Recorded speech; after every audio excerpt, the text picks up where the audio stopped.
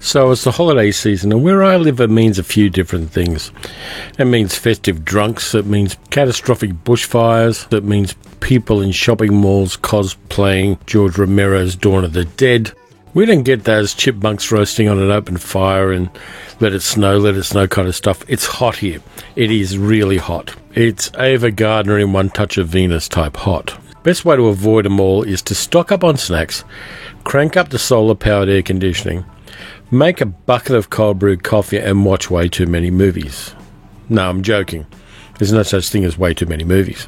So here to help you out with your holiday season are my A to Z of summer movies. 2 movies per letter to cater to different tastes to get you through the summer heat, the winter snow, or whatever you have in between.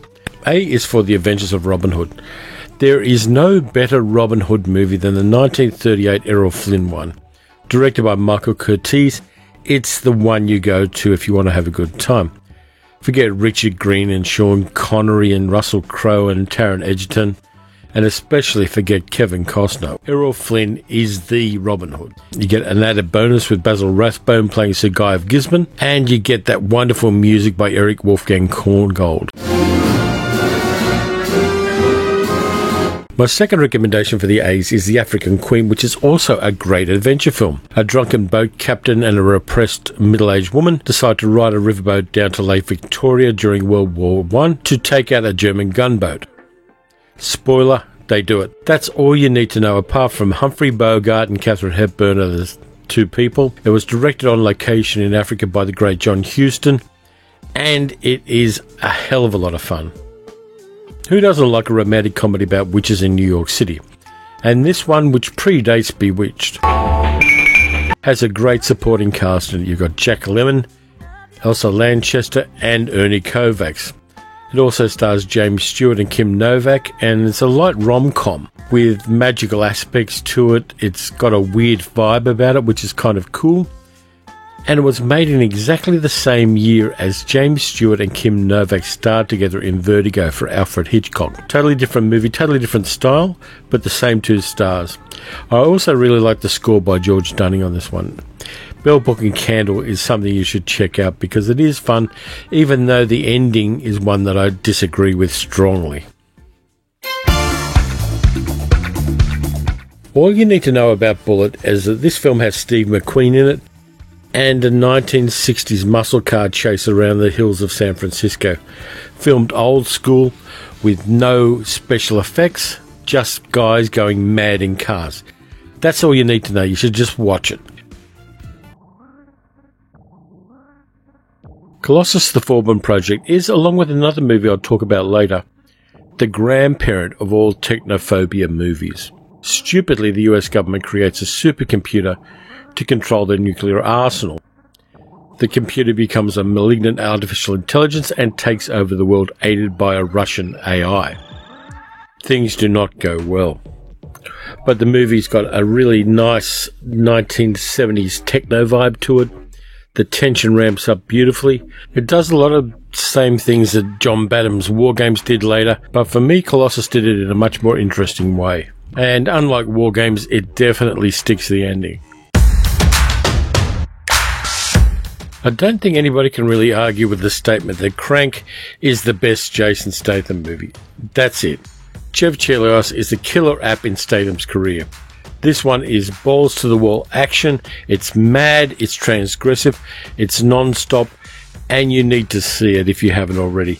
There's also the second Crank movie, and if I had my way, there would be a third. It is just over-the-top, fun, crazy, stupid, no logic to it at all. It sets up its premise and just lets it go mad. There aren't too many movies from 1961 that talk about global warming. The Day the Earth Caught Fire does. As is really the case, the cause of the problem is human stupidity, but in a different way. It's set in London, in a newspaper, and the cast is great with Edward Judd, Janet Munro, and Australia's Liam McKern sweating their way through this classic of science fiction. You should see it. Devil in a Blue Dress, based on Walter Mosley's E.Z. Rawlins novels, is a solid crime period drama. Set in Los Angeles black community in 1948, you should check this one out. Director Kyle Franklin does a terrific job. Denzel Washington's great as E.Z. Rawlins. You have Don Cheadle as his deadly friend Mouse. And Jennifer Beals is in there as well. This is the kind of movie that would be made by a streaming service were it to be made now. It is solid. It's watchable. You should check it out. East of Eden, based on John Steinbeck's novel, and by the way, you should read some Steinbeck if you haven't already. I like his work. It's a sprawling family saga. It shows us exactly how good and groundbreaking an actor James Dean was. He gave us a male movie protagonist who felt and showed his emotions instead of resolutely suppressing them the way heroes did in most 1950s movies. And that changed cinema. The supporting cast is fantastic, with Joe Van Fleet playing his mother, Raymond Massey playing his father, and Julie Harris playing his love interest. This one really worked for me. I watched it for the first time a couple of years ago. It's definitely on my list of one of the great American movies of the 1950s.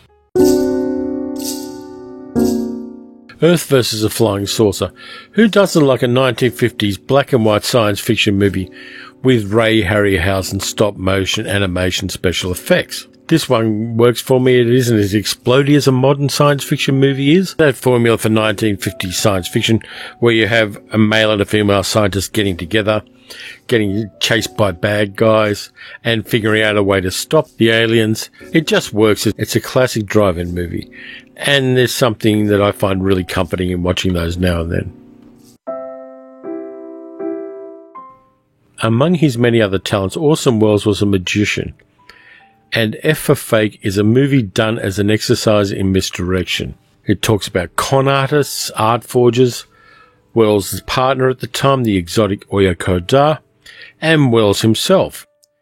The movie is also a trick played on the audience, which I love. This is Orson Welles at his most playful, and using those skills he acquired over all those years to just give us cinema that is unlike anything anybody else was doing at the time. I love this movie. You should see it, and don't look it up before you do, because there are going to be spoilers that will spoil it for you. Just go into it cold, because you will just enjoy the ride. This would not be one of my movie lists if somewhere it didn't have a blaxploitation movie in it. In Foxy Brown, Pam Grier plays the titular character, no pun intended. It's got a groovy title sequence. It's a solid revenge story, co-starring the great Antonio Fargas. Any 1970s blaxploitation movie benefits from Antonio Fargas, and the revenge Foxy takes on the bad guy and his girlfriend is really nasty. You will love it.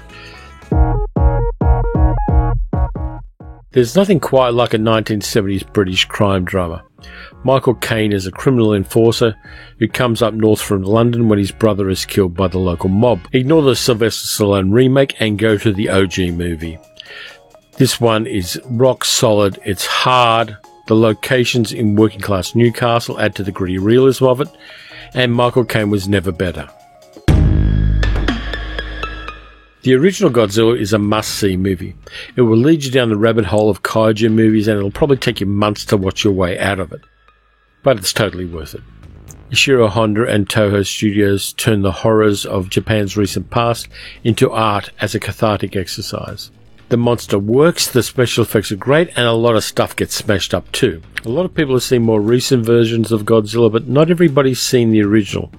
Ignore the American version with Raymond Burr in it and go to the Japanese original. It's got a lot more footage in it and a lot more context. This movie's a hidden gem, and it's one of the blokiest movies you're going to see coming out of 1950s Britain. A whole bunch of up-and-coming British actors go head-to-head in this movie.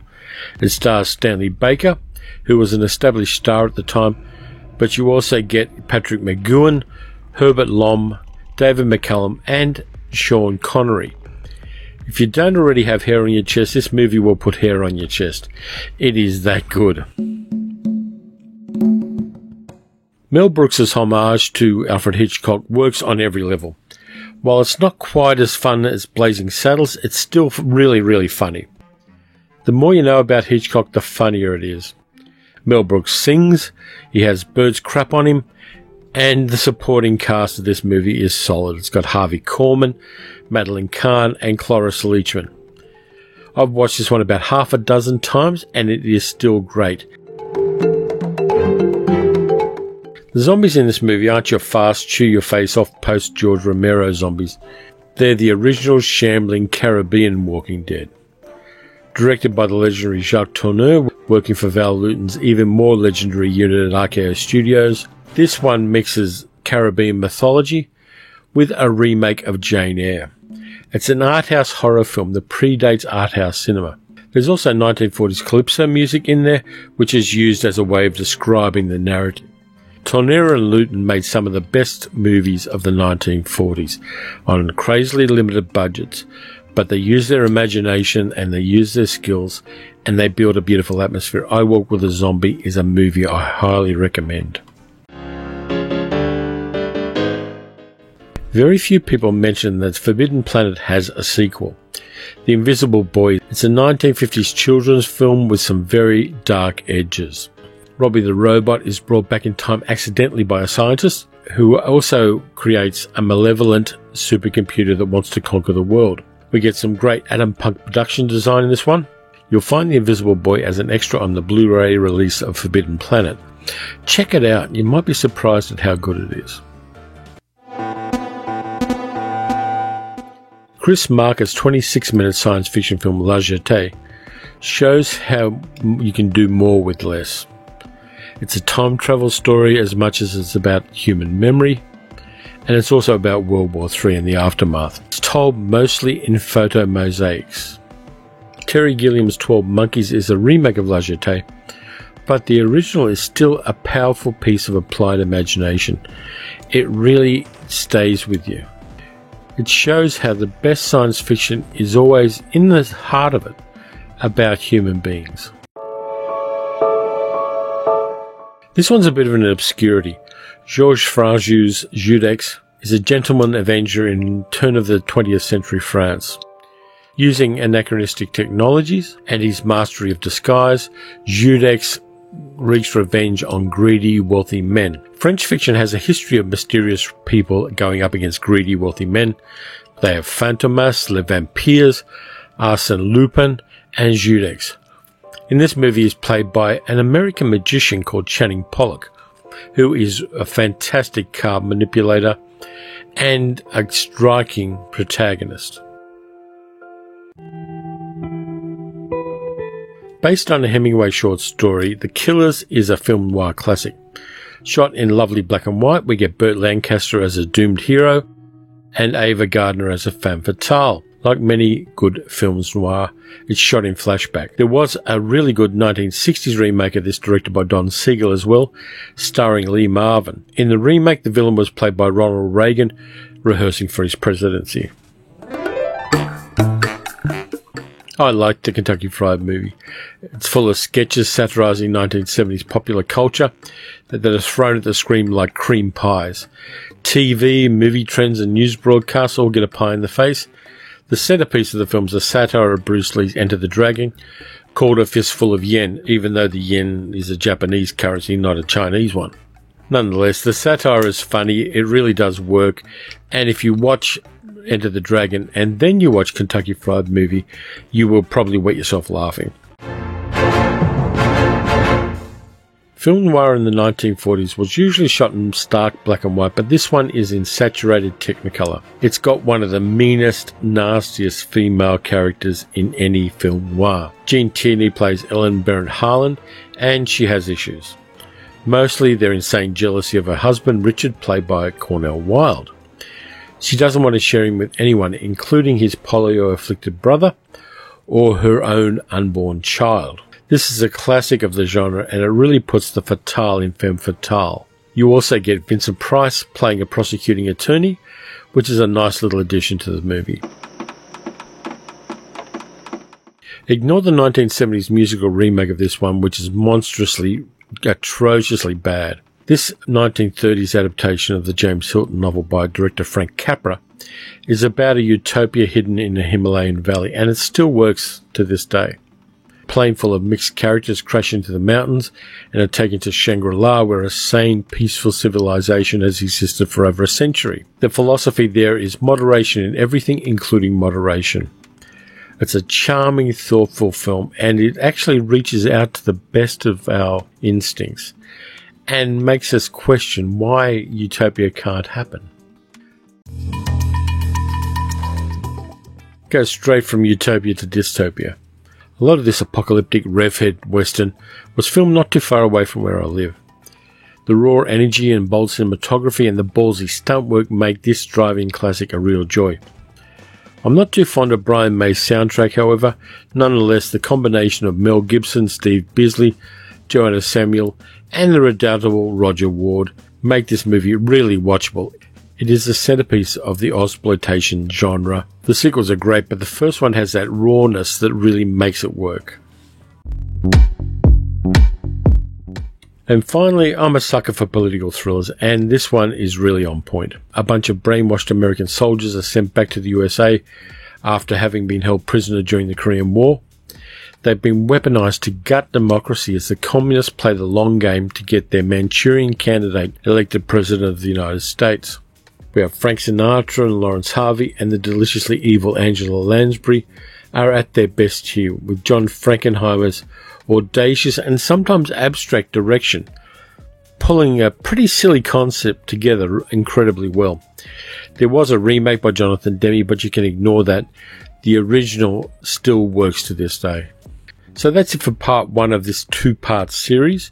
I will do N to Z next week. Please like and subscribe, and let me know in the comments what your favourite movies to watch are when you've got some spare time over the holiday season. I'll see you guys next week. In the meantime, watch some good movies, watch some bad movies, keep watching the skies, and I'll catch you next time.